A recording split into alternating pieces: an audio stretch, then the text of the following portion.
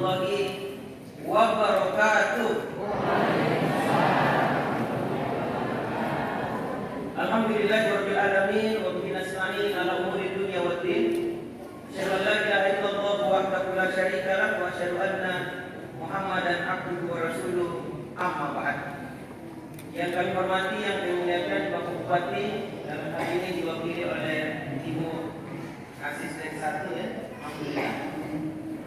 Yang kami hormati, yang kami muliakan para anggota dewan, demikian pula dari kepolisian. Alhamdulillah sudah hadir juga Pak. Aman kita punya acara Bapak di sini. Alhamdulillah. Yang kami hormati, yang kami muliakan Ketua Majelis Ulama, demikian pula Ketua Basnas ya, dan tokoh-tokoh masyarakat, para ahli ulama yang kami tidak bisa sebutkan satu persatu namanya, serta bapak-bapak, ibu-ibu hadirin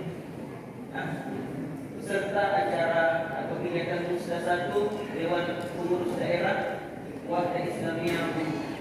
Kembali kita memuji dan bersyukur kepada Allah Subhanahu wa taala di mana di pagi menjelang siang ini kita semuanya masih diberikan nikmat oleh Allah, baik berupa kesehatan, kekuatan serta kesempatan untuk kita dapat bersama-sama hadir di aula ini dalam rangka untuk mengikuti kegiatan Musda pertama perdana dari DPD Wahda Islamiyah Guru. Semoga kebersamaan kita ini dapat bernilai pahala di sisi Allah Subhanahu wa taala serta bisa memberikan banyak dampak kebaikan untuk kita semuanya. Saya langsung saja karena waktu yang tidak begitu panjang.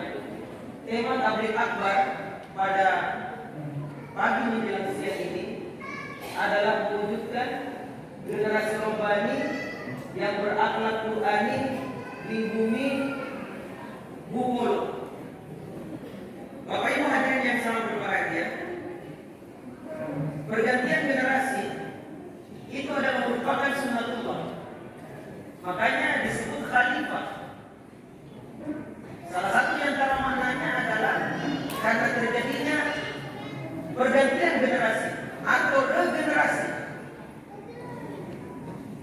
Dan menyangkut tentang generasi ini, penting untuk kita jadikan fokus utama.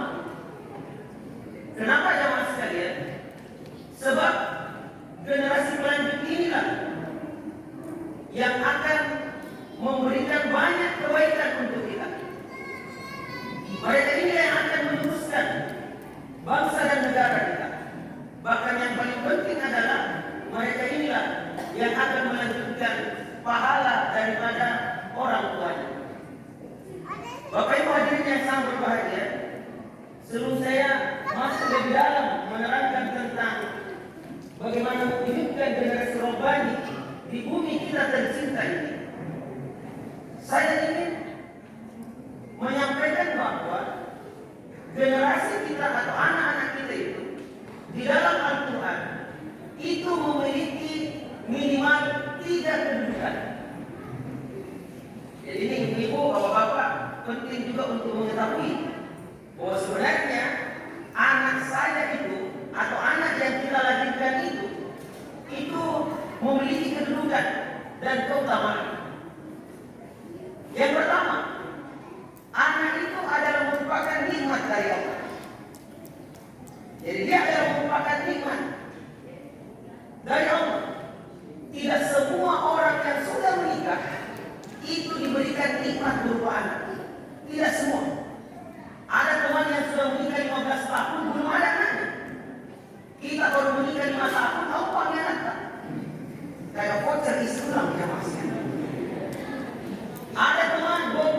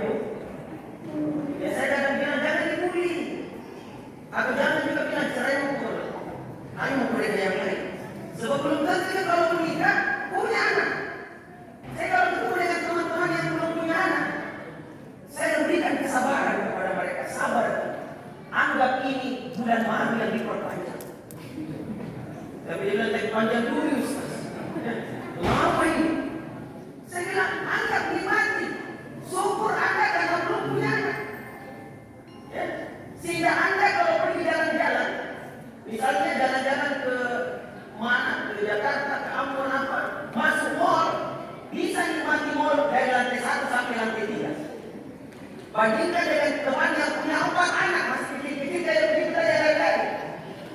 Masuk ke mall, hilang 1, dicari 1. Apa tidak pusing kepala? Anda kalau pergi rekreasi, bisa menikmati tempat rekreasi itu bersama istri tercinta. Bandingkan dengan teman yang punya 4 anak, mau berangkat rekreasi. Saya dapat tempat rekreasinya, tapi di mana? Di mana sih? Ya pokoknya banyak di situ tempat rekreasi. Termasuk di dermaga itu rekreasi di sini. Bandingkan dengan teman yang punya 4 anak pergi rekreasi, baru naik mobil, berkelahi anak di dalam. Sampai kita bilang turun semua saja. Lain kalian semua ini. Sampai di tempat rekreasi marah-marah, pulang marah-marah. Sehingga anak bilang bukan rekreasi namanya ini, penyiksaan. Makanya kalau punya anak bikin kita. Kenapa? Karena mereka ini, coba lihat kedudukan anak. Mereka inilah yang akan melanjutkan keturunan keluarga kita. Tidak lama kita hidup di dunia ini, kita akan meninggalkan dunia ini. Yang akan melanjutkan keturunan kita itu adalah anak-anak kita. Makanya bimbing bina arahkan dengan baik. Anak-anak ini juga bisa menjadi mengangkat harkat dan martabat keluarga. Yang pertama adalah mari kita didik anak-anak kita dengan penuh rasa tanggung jawab, karena ini adalah merupakan amanah dari Allah yang akan dimintai bertanggung jawab. Didik dia, cerdaskan dia agar supaya menjadi anak-anak yang terbaik. Kita didik di rumah, antarkan ke sekolah, dididik dengan baik oleh guru di sekolah, ditambah dengan kolaborasi yang terbaik dengan orang tua. Satu. Yang kedua, bagaimana membangun budi pekerti anak sejak dini. Budi pekerti anak sejak dini. Bagaimana caranya, Ustaz? Ada tips yang murah, gampang kita lakukan setiap hari untuk menyebabkan anak kita mempunyai hati yang lembut dan akhlak yang mulia. Apa itu? Nah ini, ibu-ibu bapak-bapak dengarkan dengan baik. Ada 4 kata-kata. Saya minta maaf ya, tidak ada dicari tempat nih, pasti. Karena saya ini ASN, tidak boleh mempermainkan tangan. Sama dengan Pak Polisi ya, tidak boleh begini, tidak boleh. Yang bisa cuma begini. Makanya saya hati-hati sampai tanggal 14 Februari Pak. Karena jangan sampai ada foto di sini mati saya. Pas saya pulang dipecat. Ya, yang disuruh bagaimana Pak Polisi begini saja ya. Makanya kalau saya khotbah, jamaah sekalian ada 3 hal yang penting kita lakukan dalam agama. Yang pertama, kedua, ketiga. Itu nasib kita Pak Polisi sama-sama ASN. Ibu asisten juga begini ya. Makanya tadi ibu asisten tidak berani kasih lihat tangannya. Ya, apalagi waktu dipoto tidak berani. Tak boleh lakukan. Ya. Jamaah sekalian sangat berbahagia. Ada 4 kata-kata yang bisa melunakkan hati anak kita. Insya Allah akan lembut hatinya, mudah untuk ditanya. Yang pertama, biasakan kepada anak kita mengucapkan kata-kata minta tolong manakala kita ingin minta tolong kepada sesuatu. Nah, bisa minta tolong nak, yakin anak akan bantu. Di sekolah guru-guru bilang minta tolong. Nah, bisa minta tolong nak, ambil tak sampah tak, langsung anak ambil sampah, masukkan ke tong sampah. Ini kita tidak, makanya keras hati anak. Kita bilang apa? Weh, sampah. Balik itu anak, ini namun kau balik kelasku, namun kan guruku, kenapa nak suruh kak? Kalau kita bilang minta tolong, tidak ada satupun orang yang akan menolak permohonan ini, kecuali dia akan bantu. Di rumah, nah bisa minta